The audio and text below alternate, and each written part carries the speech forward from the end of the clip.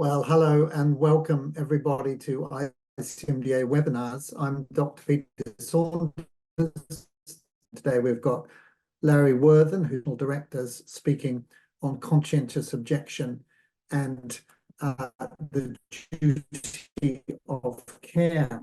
Now, the swift advance of euthanasia and assisted suicide in Canada and its corresponding effect on conscious rights should be a cautionary tale for the rest of the world. Nova Scotia doctors are currently fighting to practice medicine against regulators who are trying to normalize the practice of euthanasia by requiring an effective referral of patients to the service, so-called. And as the number of disturbing cases expands, more and more doctors are unable to comply with regulators who are threatening discipline for non-compliance.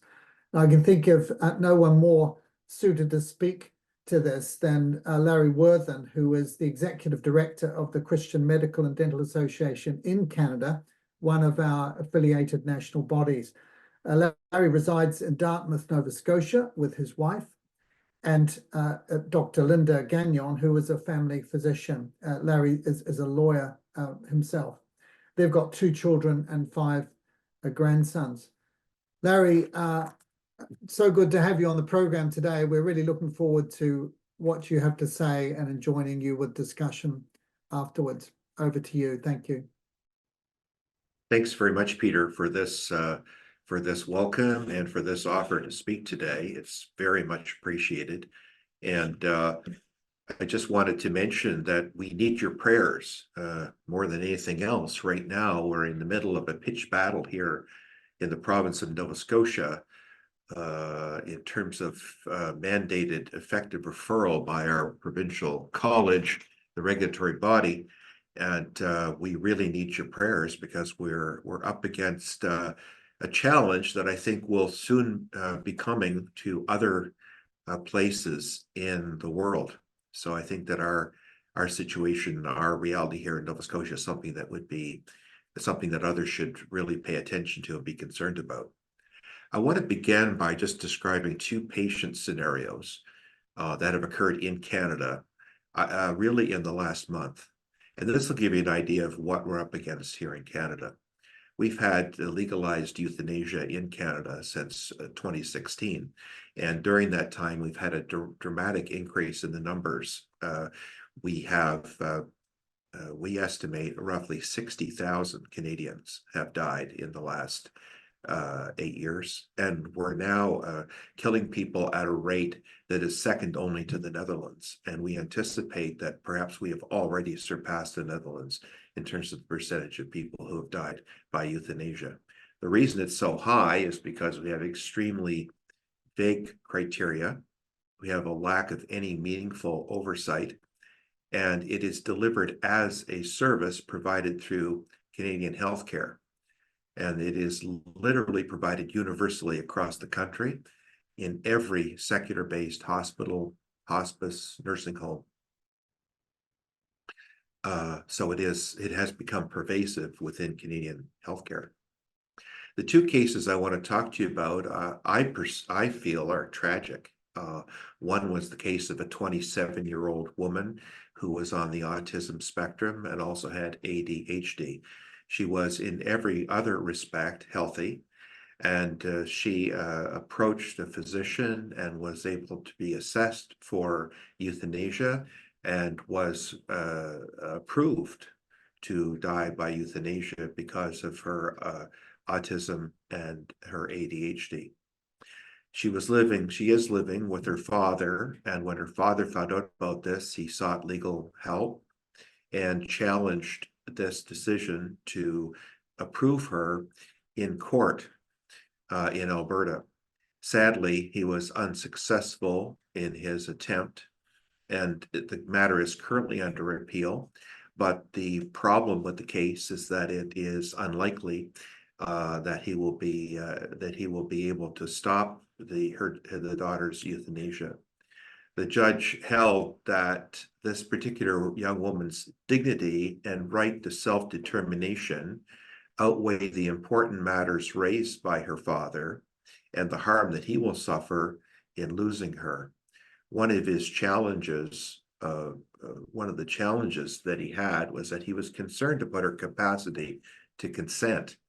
And the problem we have in Canada is there is no appeal and no capacity of the judges to question or second guess the physician's opinion. People can shop for appropriate opinions from various doctors about whether the criteria in fact are there or whether or not the person is competent. And sometimes the physicians who are making these determinations are driven by ideology and their position that autonomy should trump all other ethical considerations at times like this. You can see that there is ableism inherent in the judge's decision. By ableism, I mean a sense that people with disabilities are not as valuable to society as able-bodied people, when he says that her dignity is being challenged. And so the question would be, are people with disabilities or autism somehow, do they have less dignity than a person who is able-bodied? The second case was Normand Meunier, who was a tetraplegic. He's had that disability since 2022. This only happened recently at the end of March of this year. He went into the emergency room in Montreal with a lung infection and spent 4 days immobile on an ER stretcher in this Montreal emergency room. The reason that he was on a stretcher was they didn't have a room for him in the hospital, and they were unable to bring a special mattress down to put on the stretcher so that he would not get bed sores. Sadly, he experienced bed sores on his buttocks because of the type of mattress he had. And because of the bed sores, he applied for MAID and died on March 29th. Now, these are two examples that will show you how extreme things have gone in Canada in terms of medically assisted death. It's somewhat ironic because the government had recently decided to put off MAID for mental health until 2027, until after our election. But in this case, the doctor said that the autism was a neurological disorder as opposed to a mental illness. So MAID was allowed. Now, if either of these cases occurred in Nova Scotia, then under a new policy being considered by our regulators, then the physician would be required to make what's called an effective referral for euthanasia. And also in the policy, the physicians might even be required to inform the patient about their accessibility for MAID, even before they make a request for MAID. And in addition to this, they might even be asked to perform MAID in what are called emergent circumstances under the policy. We don't know what emergent circumstances mean, but we'll give you an example of the type of ambiguity that we're dealing with.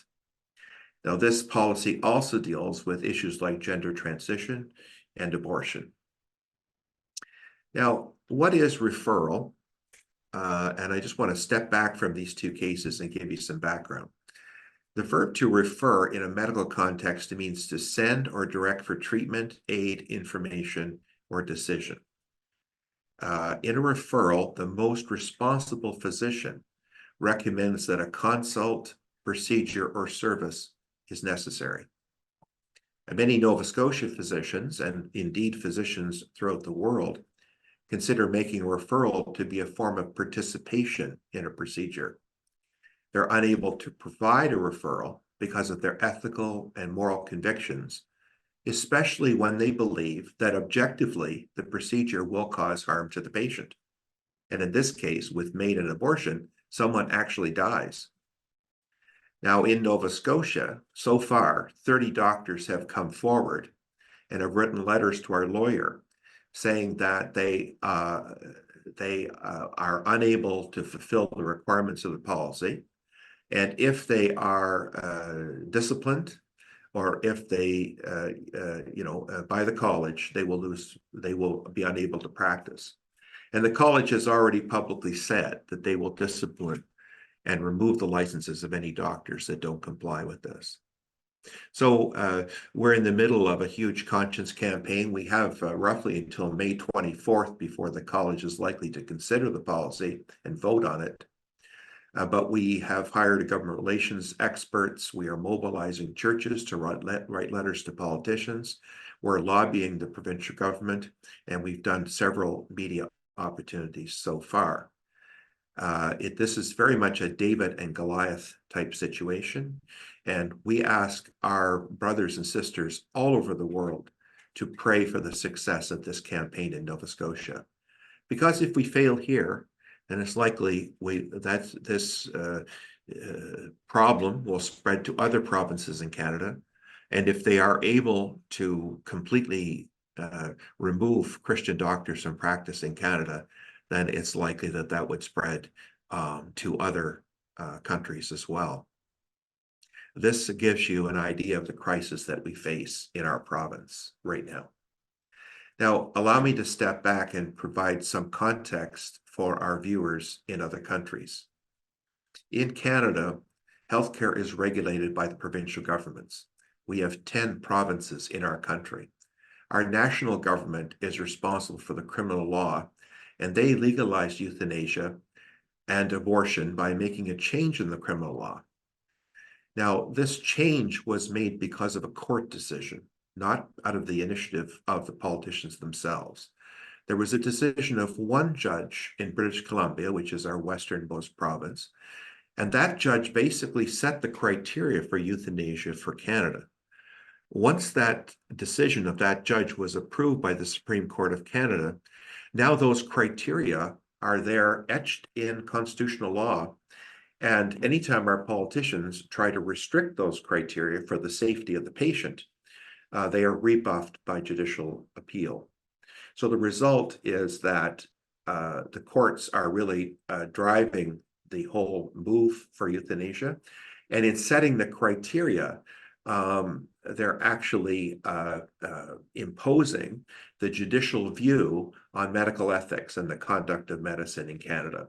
This so far has been not opposed by our medical regulators. In fact, the medical regulators have been at the forefront of implementing this change in Canada and have actually developed policies for how MAID should be administered in all 10 provinces.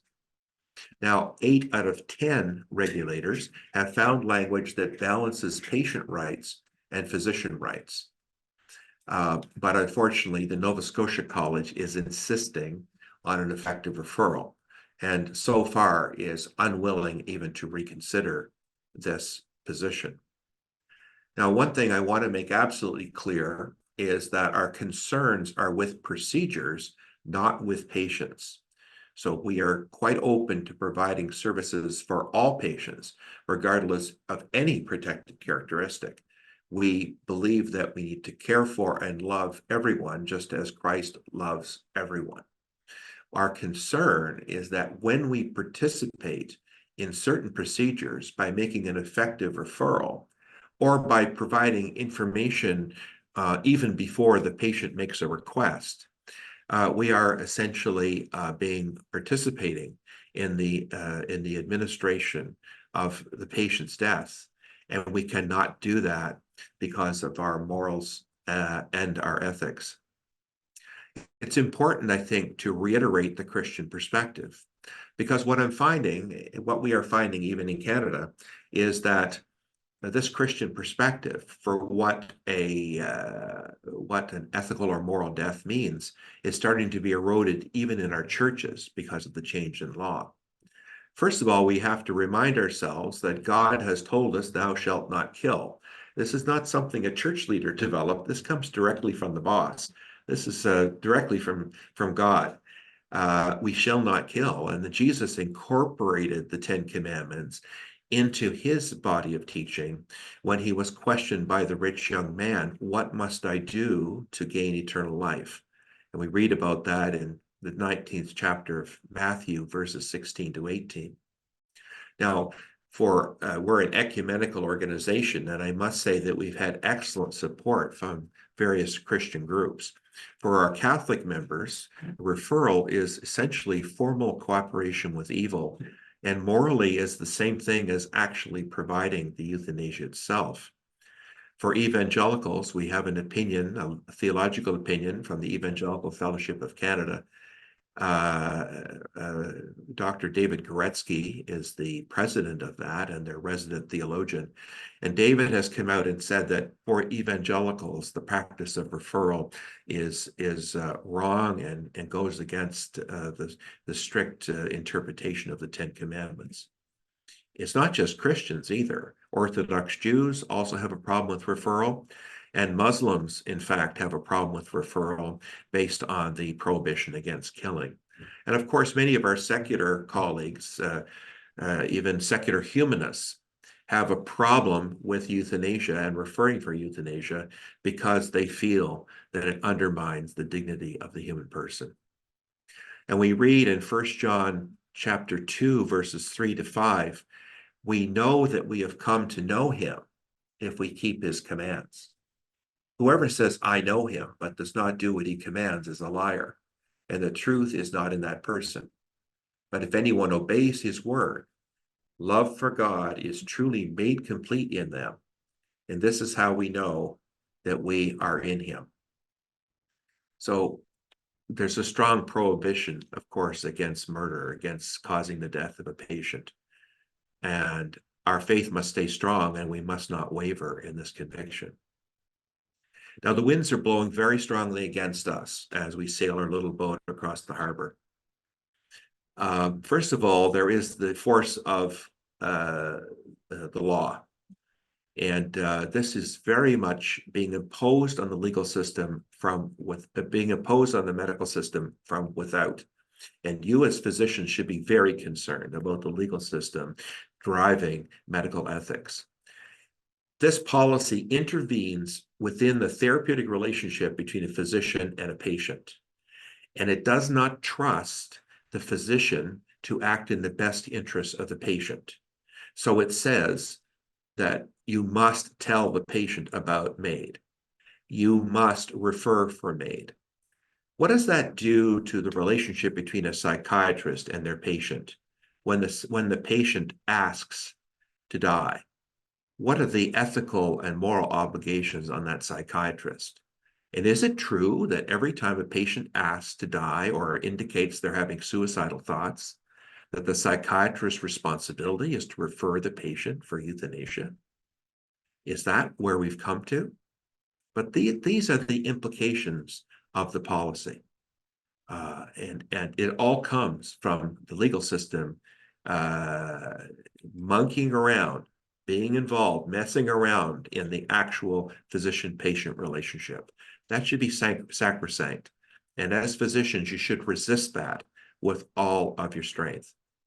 The second are political and ideological pressures on healthcare. There are pressure groups, the abortion lobby, the MAID lobby. These people have disproportionate power with today's politicians because of their ability to use social media to marshal support. On the other side of this equation, Christians and others who want to support the value of human life, we are not as sophisticated in our capacity to influence public opinion using social media. We have to grow in our ability to do that. And many of our campaign tactics here are trying to be a counterbalance to the prevailing winds on social media. I think the other thing that's driving this is a consumer mentality. It's made worse by a single payer system. Socialized medicine is great, and that it allows the poor to access medical care. But the problem is that the public tends to think that they own medicine, and they tend to want to usurp that autonomy of the medical practitioner and have it driven by public opinion or issues related to these things.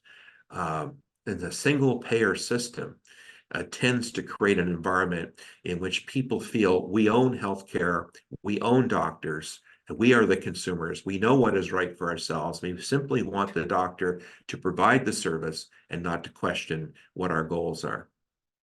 And of course, this completely goes against medical ethics because, yes, autonomy is one component of medical ethics, but there are three other important components as well. You always have to act in the best interest of the patients, and you must first do no harm. The other problem we have is that often practitioners are afraid that if they say no to some of these things, that they will become targets on social media, will eventually end up being canceled.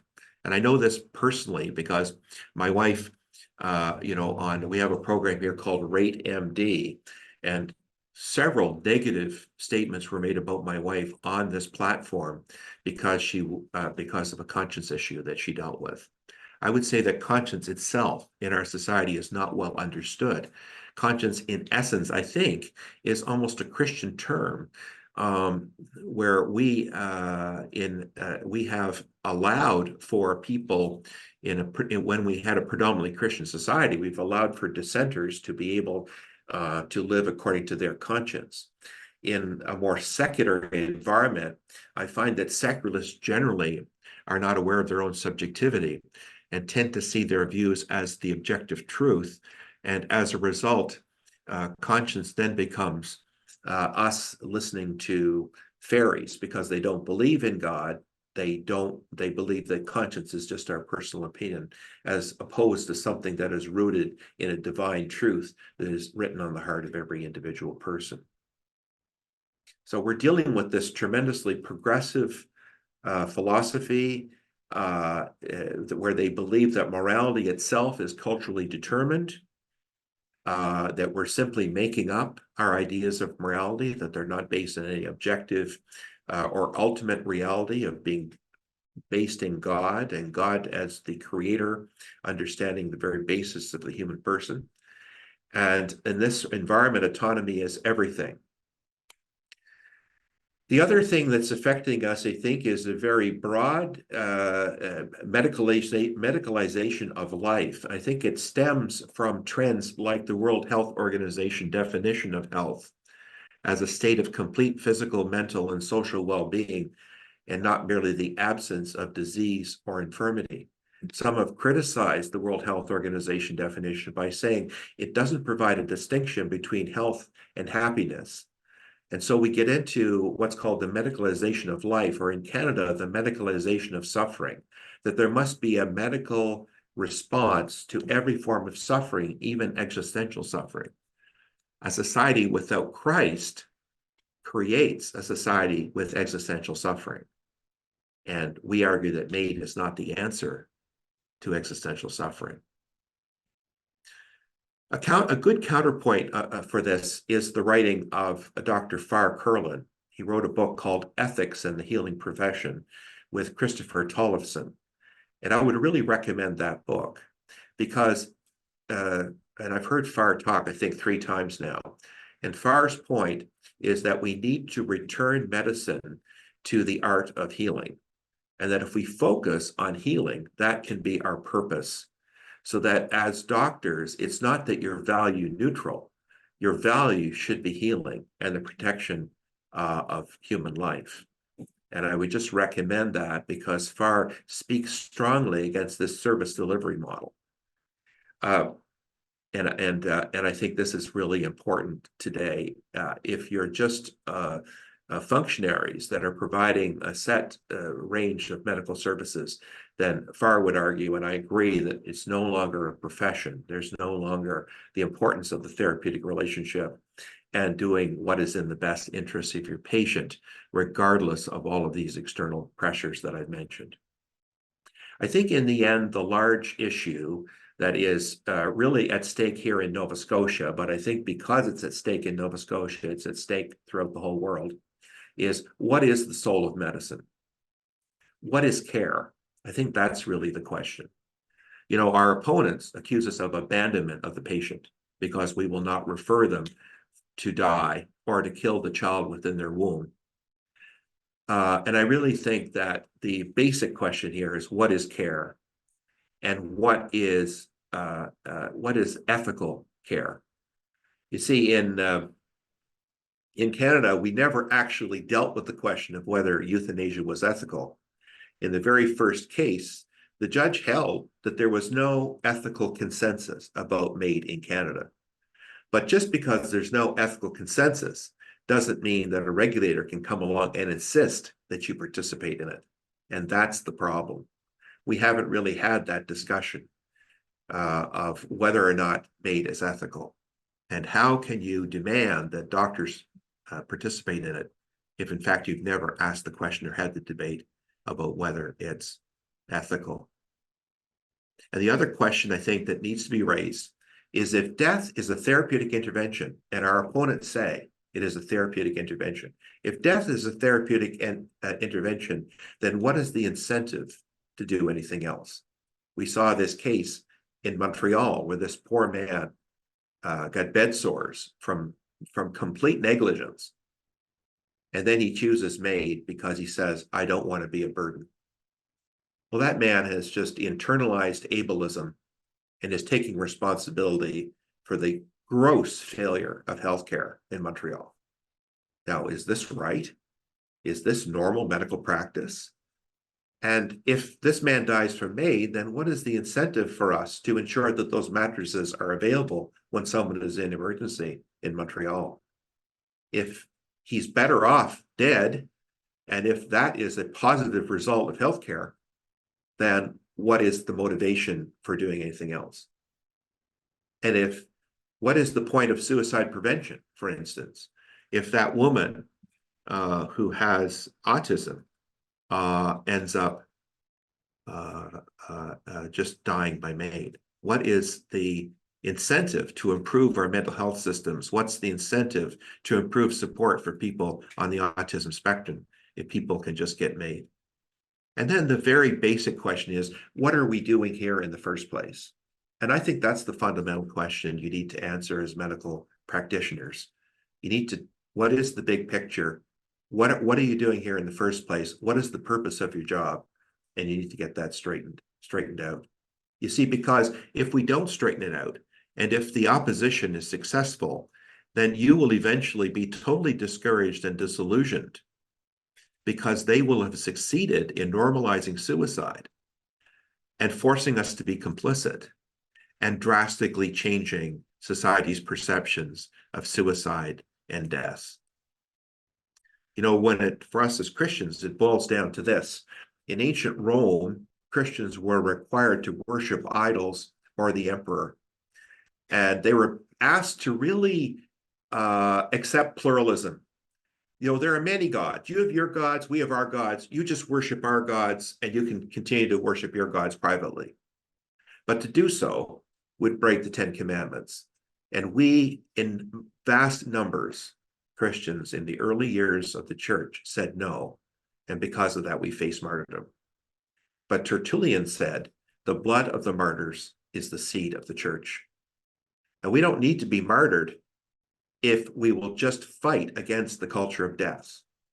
But sadly, I've seen here in Canada that fighting is the last thing that we like to do.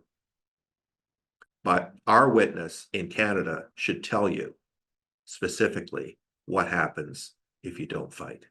And I hope it gives you the impetus to look in your own situation, in your own country, and take action to ensure that medicine does not get diverted by the culture of death. God bless you, and I beg you again to pray for us in Nova Scotia.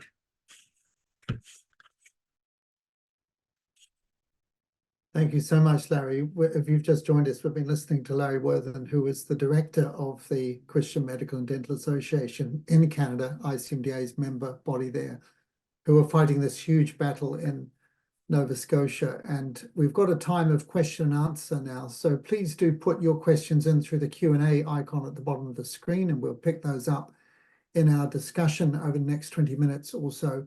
Just a reminder that today's session is being recorded and will be available from tomorrow from our website, and also along with the links to the book and the references that Larry has mentioned as well. Larry, 60,000 deaths chilling. And those two cases of the woman with autism and the man with tetraplegia just show us where it's going. And as you've been describing as well, the threat in Nova Scotia is a change in the law which you're trying to oppose, which would bring in effective referral, where doctors would be required to refer their patients for euthanasia on request.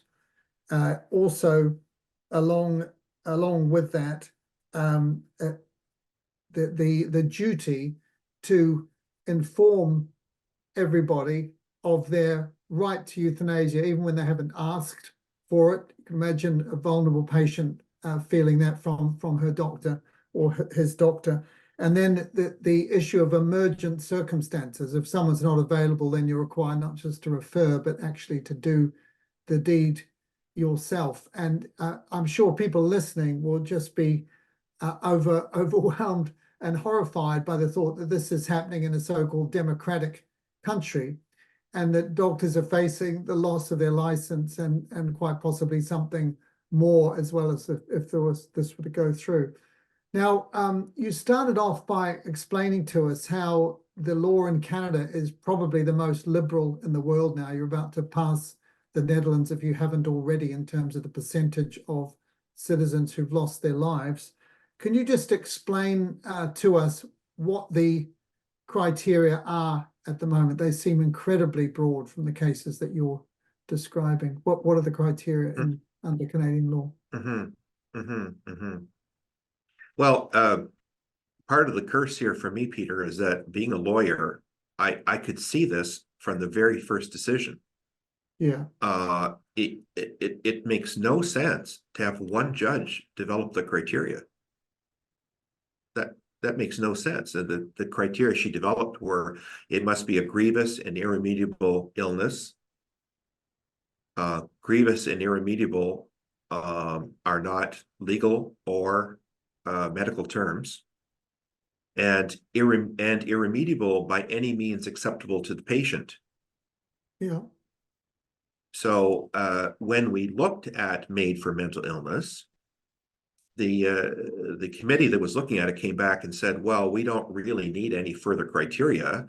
It's just advice to the doctor, and that could irremediable could mean that the patient has just perhaps tried one treatment and they don't want to try anything else. So it's incredibly subjectively defined, isn't it? It's not something that can be tested objectively at That's all. right. That's right. And the problem is that it's all in the mind of the doctor, and there's no appeal. And and then you have we have some doctors in Canada who've done over 400 of these. So the problem is that if the doctor themselves believes in that autonomy trumps all other ethical considerations, then they will see this according to their own subjective interpretation. And we had one of our smaller provinces in Eastern Canada, Newfoundland, which is close to the UK. No doctor in Newfoundland would provide MAID for a particular patient. And that patient contacted Dying with Dignity in Toronto, and they flew a doctor from Toronto to St. John's to euthanize the patient. So what happens is that they just simply doctor shop until they find somebody who perceives the person to have followed those criteria. Yeah. So it's effectively euthanasia or assisted suicide on demand. There are no effective criteria, really. Have there been any successful prosecutions against doctors pushing the boundaries even wider than those set by the court? Absolutely not.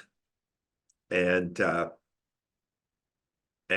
Peter, one of my staff pointed out to me yesterday that in the report in Quebec, there were 14 cases in the last year that did not comply with the grievous and irremediable criteria.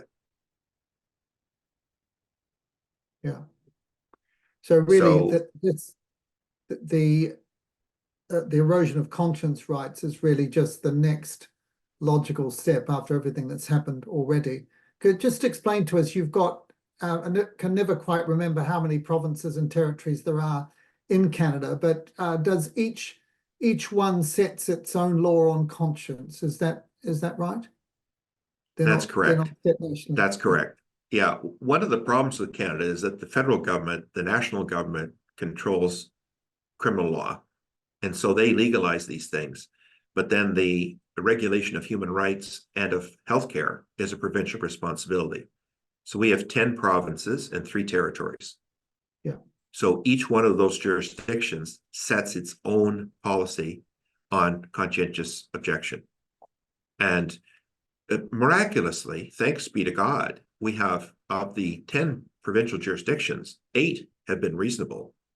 And in one case, I spent like 4 years dialoguing with a particular college to get provisions in that would accommodate us.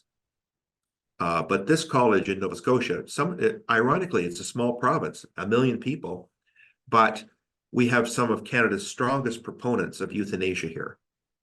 Yeah. And they are so sure of the rightness of their cause that they are forcing this under the pain of loss of license. Yeah. So we currently have a huge shortage here of physicians. There's 150,000 people in our province who do not have a doctor. And we've gone to government and said, we have at least 30 doctors who say they can't practice. But this gives you an idea, Peter, and this is what I'm trying to get across to people. When it comes to these ideological folks, they are absolutely totalitarian in their beliefs and their approach.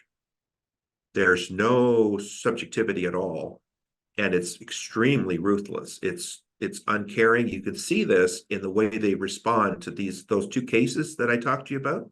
Yeah. Any normal human would see the compassion for the father who's losing a daughter. Yeah. Any normal human would see the awful situation that this poor man was put in.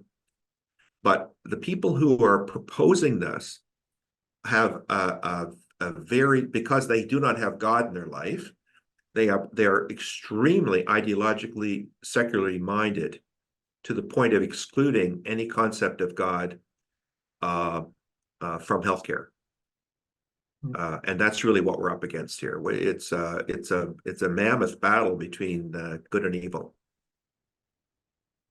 Now there's a question here. So you've got a setup where the law on conscience can be different in different provinces, and that would inevitably raise questions about doctor migration. And Shirley Vandermerve, who is saying here, I know how severe the shortage of family physicians is right across Canada. I've already moved from British Columbia to Alberta, partly due to conscience right concerns.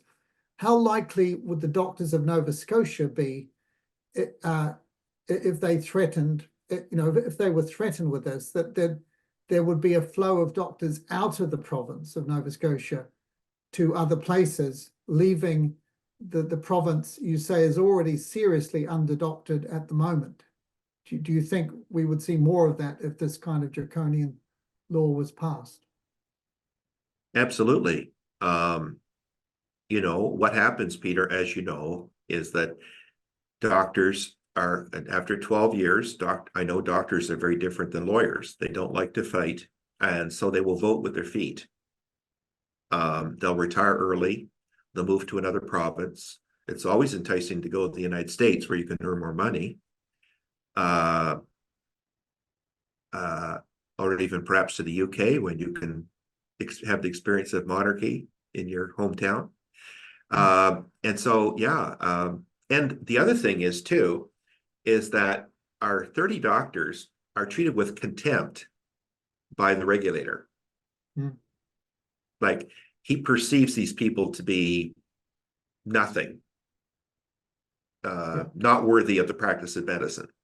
Yeah. So, and the ironic thing is that these people, the 30, if you actually know who they are, and we can't go public with them because they're afraid of losing their license. But one of them is a palliative care doctor who just went to a hugely underserviced area of the province to run palliative care there.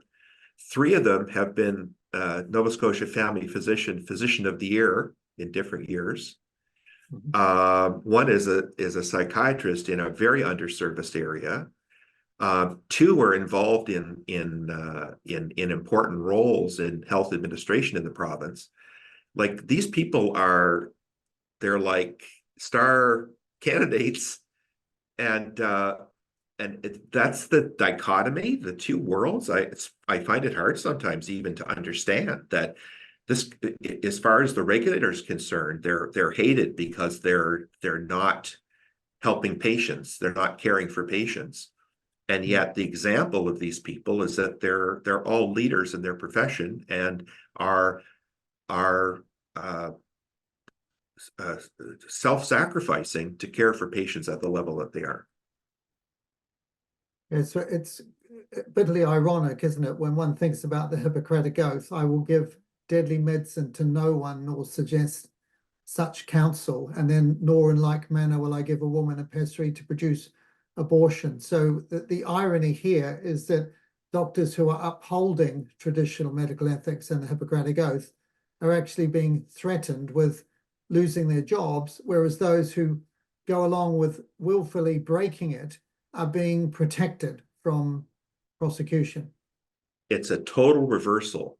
And my own son graduated from Dalhousie Medical School a few years ago. The Hippocratic Oath that they used at their oath ceremony was something that he couldn't even read it, because it was a form of the Hippocratic Oath that had ambiguous language around protecting human life. Sure. Well, they might call it the Hippocratic Oath, I guess.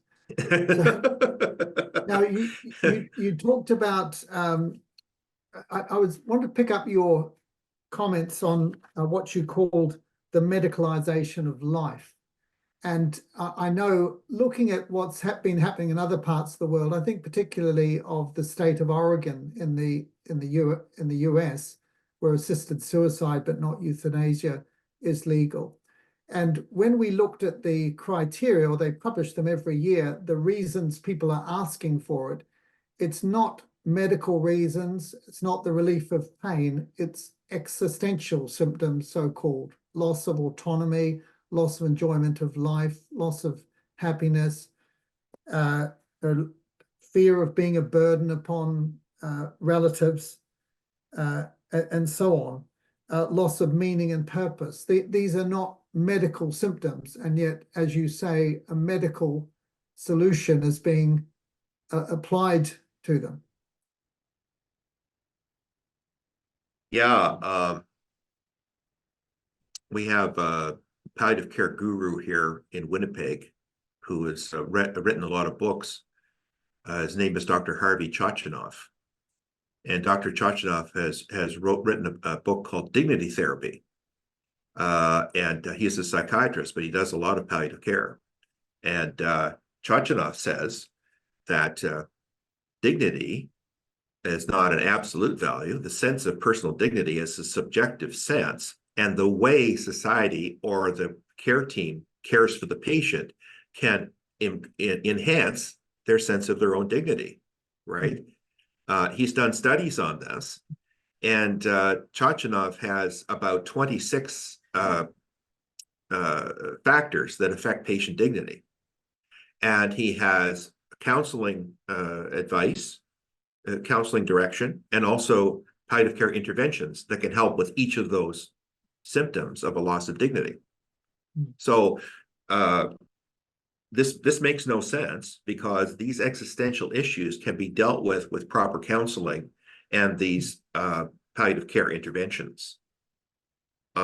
Yes, and you could argue that medical symptoms have medical treatments. Of course, we relieve pain and nausea and yes, of course, obstruction and so on. But actually, existential symptoms should have existential interventions, not medical interventions.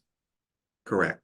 And I would even go further to say that some of these existential problems are caused by a lack of faith in someone's life. Yeah. So as society rejects Christ and God in general, then there's a greater likelihood for these symptoms, a loss of meaning, loss of a sense of dignity, like you say, all of these concerns. even fear of pain is an existential Yeah. concern, As opposed to because real pain. Yeah. opposed to real pain, because as Chachanov says, you need to have your palliative care doctor sit with you and look at all the various scenarios in the course of your illness, and to say, look, Yes. if this happens, we can provide this treatment. If this happens, we can provide this treatment, and that helps settle the patient down. So my point is that if we take God out of the equation, then it's natural that people are going to be unsettled and have all these concerns when they face death. And then we give them death because we don't have any other solution for them. Mm. And then perhaps the doctors feel better in that they are able to resolve this. But the point is, they're not God. Doctors cannot resolve all problems. Mm. And by medicalizing this, it makes us responsible for the state of every patient, which is Yeah. too high a responsibility. It's just impractical. Yes, sure. So Trevor Stammers is saying just very distressing cases. I mean, the two you've described, and the second one, of course, the man with tetraplegia. The irony about this was that this man was neglected, maltreated, arguably abused, resulting in bed sores, which then led him to plead for euthanasia. So the doctors actually created the situation in the first place and then complied with his so-called wish. But Trevor Stammers is asking, with regard to the first case, surely all psychological illness could be said in some sense to be neurological disorders. Will this young woman's case open the floodgates to more psychiatrically unwell people getting euthanasia from the precedent set by this case? And you mentioned that the law on mental health is not due to change till 2027, but what is happening? Is there euthanasia for other mental health conditions taking place at the moment? Well, this is the problem in a nutshell, is that it doesn't really matter what Parliament says, because you see, there's no oversight to the doctor looking at the criteria and saying, yes, this person is within these criteria.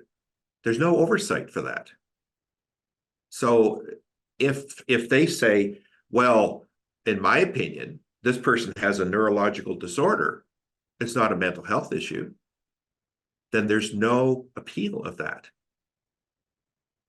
So this is, when I heard this, I was totally shocked. Of course, I'm a layperson.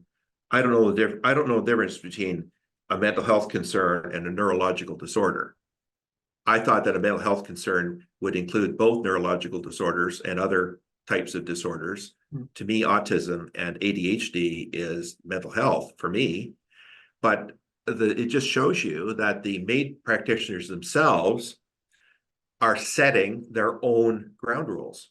And there's nobody who is willing to police that. Yeah, and you say So, there's no accountability. Mark Pickering, yeah. who's your equivalent, Mark well, is your equivalent in CMF UK. And he's saying, Larry, can you share what arguments have been helpful in reaching better agreement with the regulatory bodies in the other provinces? You mentioned how the conscience laws are better in 8 out of 10. And is there any particular reason why Nova Scotia is proving so intransigent with this? Well, I think that there's a difference between doctors, who might be willing to permit MAID, and the ideological people that are driven by ideology. As I said before, if the doctors could work these things out, there would be a resolution very quickly, because you guys are used to working in a collegial atmosphere where you try to, accommodate colleagues in whatever way you can. The unfortunate thing is that the lawyers have got their hands in this, and the lawyers are setting down these rules. And then the doctors, rather than, I wish the medical profession would say, butt out. It's not your business. So where we can get somebody who's pragmatically focused, if they're pragmatically focused, they say to themselves, I don't want to lose 30 doctors. And by the way, these are nice doctors. These are smart doctors. These are doctors who don't ordinarily give us any trouble. That's where it turns. Unfortunately, in Nova Scotia, we have like 4 of the top proponents in Canada are here in Nova Scotia. And they're absolutely ideologically focused. And they not only want effective referral in Nova Scotia, they want to force it in every other college. In their view, the other colleges are being, overly cautious, overly fearful. There should be effective referral everywhere. So that's exactly what we're dealing with. I think to answer Mark's question, we don't use the word conscience anymore because it's not a good word. We don't use the word referral anymore because it's not a good word. If you try to use those 2 words in a public campaign, it won't work because the public doesn't understand referral.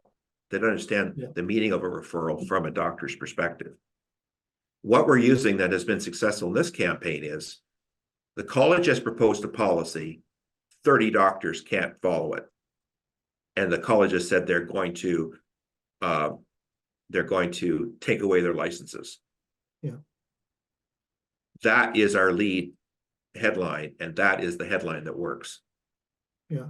And then let the college explain why a referral is essential. And then I go on the media and I go, well, we'll provide information. And the province, this is the thing, Peter, the province currently provides, if you don't have a doctor, you just call the province and they will set you up for an assessment for MAID. So if you don't have a doctor, you can get an assessment for MAID within 24 hours or 48 hours. If you have a doctor who's a conscientious objector, then that doctor must make a referral. That's the situation in Nova Scotia right now. And to the press, to the public, this doesn't make any sense at all. It's just crazy. Well, sadly, we've run out of time. We've got more questions we could run on with, and this debate will run and run. But thank you, Larry, for so beautifully describing the horrendous situation in Canada, the lessons you've learned. Thank you so much for the example you've set in fighting this successfully in a number of provinces already, and you'll be very much in our prayers going forward as well. But I think everyone listening, I think the message coming from you is that we all need to take note, because if this has happened in a democratic country in Canada, an advanced technologically, supposedly a country based on Christian principles, then it could happen anywhere, really. And forearmed or forewarned is forearmed, and you guys are really the canaries in the coal mine saying, look, you've got to take this threat very seriously and mitigate against it. So we will continue to pray for you, but also to look to you and the experience you've gained in fighting these battles elsewhere. So it just remains to me again to say thanks again, Larry, for your time and your example, your courage under fire on this issue, and for all your hard work, and to all of you for joining us here on ICMDA webinars. So thanks again. We look forward to seeing you again soon on ICMDA webinars. God bless you.